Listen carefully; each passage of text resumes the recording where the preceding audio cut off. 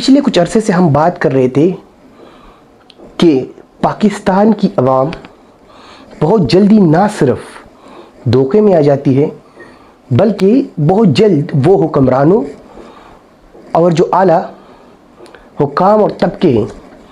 उनकी बातों में आकर वो पुरानी वो सारी बातें भूल जाती हैं जो उनको याद रहनी चाहिए। जब भी पाकिस्तान में कोई हादसा होता है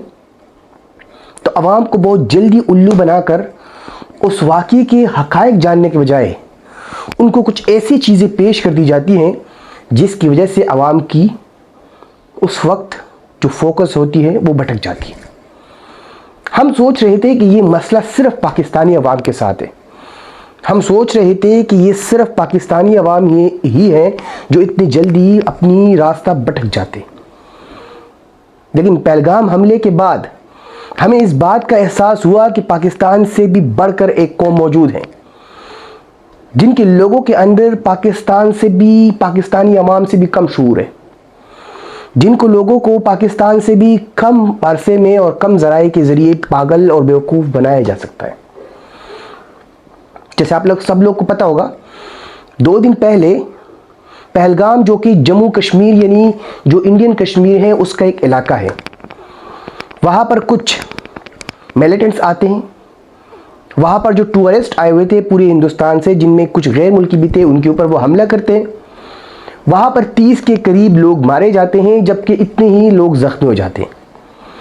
इसके बाद पूरे हिंदुस्तान की ना सिर्फ इलेक्ट्रॉनिक मीडिया बल्कि सोशल मीडिया के ऊपर भी एक हंगामा आराई शुरू हो जाती है।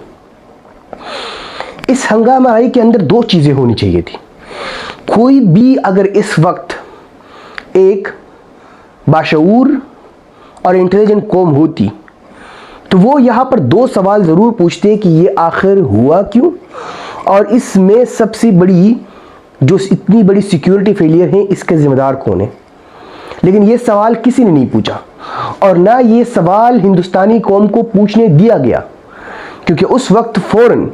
जो एक पूरी लॉबी वहाँ पर बैठी हुई है, जो एक पूरी नैरेटिव बिल्डिंग वहाँ पर मौजूद है, जो वहाँ पर एक पूरा जो है तो एक हुकूमत ने, बीजेपी ने जो एक पूरा लाट बनाया हुआ है जर्नलिज्म के अंदर, सोशल मीडिया के ऊपर, व्हाट्सएप यूनिवर्सिटी के ऊपर, यूट्यूबर का एक पूरा जो उन लोगों ने अपने ग्रुप बनाया हुआ है, उन लोगों ने फ़ौरन चीखना चिल्लाना शुरू करके इस्लाम, पाकिस्तान और जनरल आसिम मुनीर और पता नहीं किस किस को जो है तो वहाँ पर टारगेट करना शुरू कर दिया। ये सब चीज़ें अपनी जगह ठीक है, आप जो है तो टेररिज्म के लिए किसी को एक्यूज़ करें, ठीक है, आप कहें कि पाकिस्तान से टेररिस्ट आए, ठीक है, आप कहें कि ये जो टेररिस्ट थे ये इस्लामिक टेररिस्ट थे। इन सब चीज़ों को बाद में डिस्कस किया जाएगा। सबसे पहला सवाल जो उस वक्त उठना चाहिए था वो ये उठना चाहिए था कि पिछले 5 सालों से अमित शाह और नरेंद्र मोदी जो पूरे हिंदुस्तान को बावर करा रहे थे कि कश्मीर के अंदर अब मुकम्मल तौर पर अमन आ चुका है, कश्मीर के अंदर आर्टिकल 371 के प्रयोग होने के बाद सब कुछ ठीक हो चुका है, वहाँ पर अब हिंदुस्तान का कंट्रोल है, तो वो सब कुछ कहा गया। सबसे पहला सवाल ये होना चाहिए था, या तो 5 साल आपके ये नेता लोग आपसे झूठ बोल रहे थे या फिर ये कोई और बात थी। दूसरा सवाल ये होना चाहिए कि इस वक्त कश्मीर के इस छोटे से इलाके के अंदर 7,50,000 हिंदुस्तानी फौज हिंदुस्तानी लोगों की टैक्सेस के ऊपर वहाँ पर खिदमत सर अंजाम दे रहे हैं। अगर इसको हम एक और भी थोड़ा कम करके अगर इसको हम बोले तो एक कश्मीरी बंदे के सिर पर 7 हिंदुस्तानी फौजी वहाँ पर काम कर रहे हैं। तो ये भी सवाल होना चाहिए कि 7.5 लाख फौजियों के दरमियान से ये दहशतगर्द किस तरीके से पाकिस्तान से आते हैं, या अगर ये कश्मीरी ही थे तो ये 7.5 लाख के करीब फौजियों के दरमियान से ये जो कश्मीरी नौजवान थे, ये जो मिलिटेंट्स थे, ये किस तरीके से यहाँ पर ये हथियार गिन करते, कहाँ से ट्रेनिंग लाते हैं, फिर ये इतने दूर तक आते कैसे। क्योंकि आप लोग को ये याद रखना चाहिए कि पहलगाम जो वैली है ये तकरीबन एलओसी से 420 किलोमीटर से भी ज़्यादा के फासले पर है। इसका तो यही मतलब हुआ कि अगर आज उन दहशतगर्दों ने या उन मिलिटेंट्स ने या हिंदुस्तान के लोग उनको जो भी कहे, वो अगर 420 किलोमीटर आकर यहाँ पर पहलगाम वैली पहुँच सकते हैं तो 420 किलोमीटर वो और पार करके कल को हिंदुस्तान के दरमियान में खड़े होकर परसों को वो दिल्ली, कोलकाता, बेंगलोर और चेन्नई में भी इससे बड़े हमले कर सकते। तो उसका जिम्मेदार फिर कौन होगा? इसका तो फिर यही मतलब हुआ कि आपकी जब भी आपकी सिक्योरिटी फेलियर होगी, जब भी आपका इस तरह का वाकया होगा, तो आप आसानी से पाकिस्तान के ऊपर ब्लेम डालकर जो वहाँ के नेता लोग हैं, जो सिक्योरिटी हैं, जो बिलियंस ऑफ डॉलर खर्च करें डिफेंस के ऊपर, वो लोग आराम से साइड पर हो जाया करेंगे। क्या उन लोगों की कोई जिम्मेदारी नहीं बनती? क्या उन लोगों से सवाल नहीं होने चाहिए कि आप लोग कहाँ थे जब ये सारा पूरा वाकया पेश आया? ये सिर्फ पहली बार नहीं हो रहा है। ये नेता लोग इस वजह से तो मजबूत हो गए, इस वजह से तो अब ये अच्छा फील करते जब भी इस तरह कोई हमला होता है, क्योंकि ऐसे हमले के बाद बजाय इसके कि हिंदुस्तान का अवाम इनसे सवाल पूछे, वो इनके पीछे खड़े हो जाते हैं और इनको कहते हैं कि अब आप इसके बाद कोई रद्द अमल लें। फिर वो जो रद्द अमल देते हैं तो वो बड़ा टिपिकल ट्रेडिशनल टाइप का रद्द अमल होता है, जिसमें एक ही बात होती है, बस पाकिस्तान को एक्यूज करो, पाकिस्तान के ऊपर ब्लेम डालो, पाकिस्तान के लोगों को जो है तो उसको टारगेट करो, सोशल मीडिया के ऊपर टारगेट करो, इस तरह टारगेट करो, इस्लाम को टारगेट करो, हिंदुस्तान के अंदर रहने वाले मुसलमानों को टारगेट करो,